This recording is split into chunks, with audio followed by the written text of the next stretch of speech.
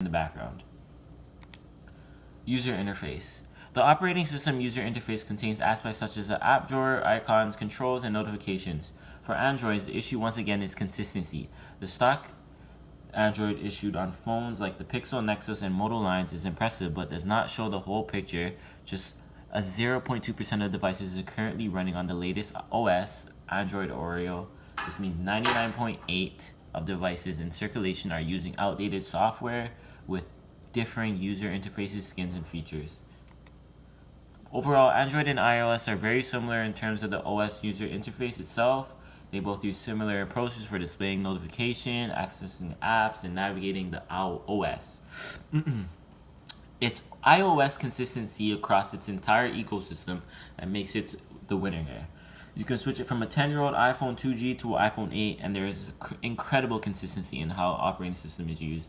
With Android's bitty releases, carrier bloatware, and manufacturer skins, it varies considerably from one device to another.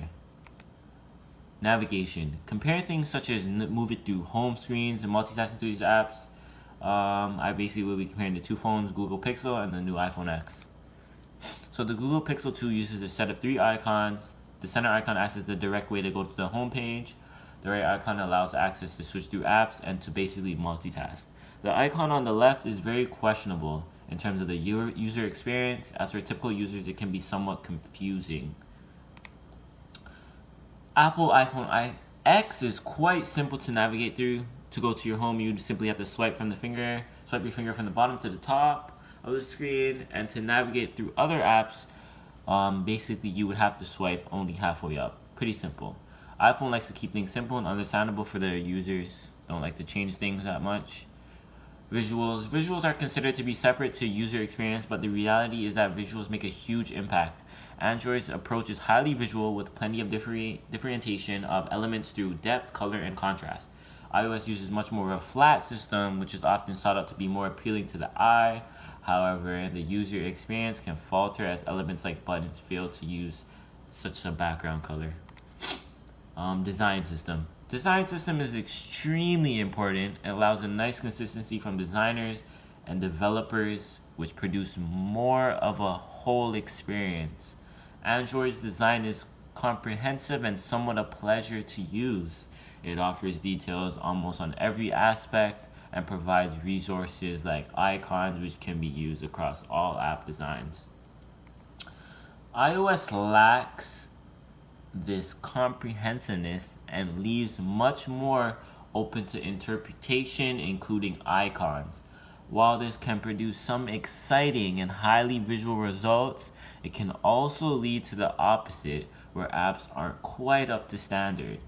It also means a lack of consistency between designs. So basically, my conclusion on what I have towards iOS versus the Android is basically kind of a fair race. But in terms of an operating system and a user interface, iOS is kind of in the lead, I would say. Android has much more to offer, such as the capability and overall, what's the word? Basically, overall use of the phone, as you can do things without much barriers, as iOS has a lot of basically blocks to do what you want to do on a phone. I believe people prefer Apple products simply because of the brand as a whole.